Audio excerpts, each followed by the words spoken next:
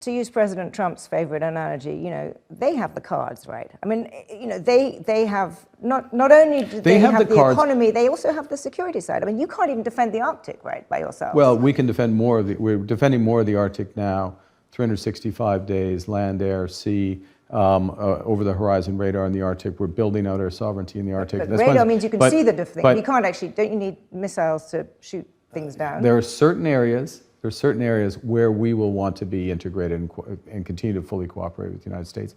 I would suggest, some others have a different view, but hypersonic missile defense is one of those areas where we're going to want to do, and we have those discussions with them.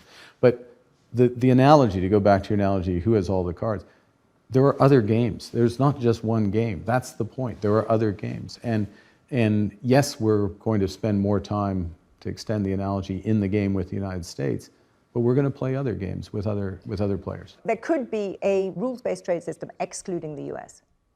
Yes. Yeah. I mean, the US, there is one. It's called the WTO, actually. I think we're going to end up with a degree of variable geometry in trade as well as elsewhere, where you have tighter integration. Coalitions of the willing. Yeah, coalitions of the willing, tighter integration with countries that you share a broader range of values, basically concentric circles of integration, which does make sense. It's not, to be clear, it's not as efficient as the trading system that had been in place, but that system is over. And the question is, what do we construct beyond it? But when you look at actually what's happened in the last few months, all of these big countries have been falling over themselves to cut deals with the US.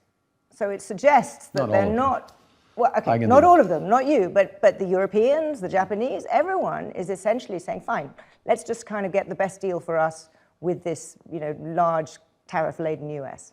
Yeah, I think, well, there's been a process of countries recognizing the scale of the change in US policy, making decisions about how to, and I'm using the president's word, President Trump's word, how to buy access to the club. I mean, he uses the example or the reference to Costco or a reference to a golf club, et cetera. You're buying a membership through paying a tariff, making investment decisions, making other decisions. So countries and trading blocs like the EU are making those determinations. That is, given the current level of exposure and degrees of integration with the US, in their judgment, that makes sense. Is that the way they want the system to be 10, 20, 30 years from now? Probably not.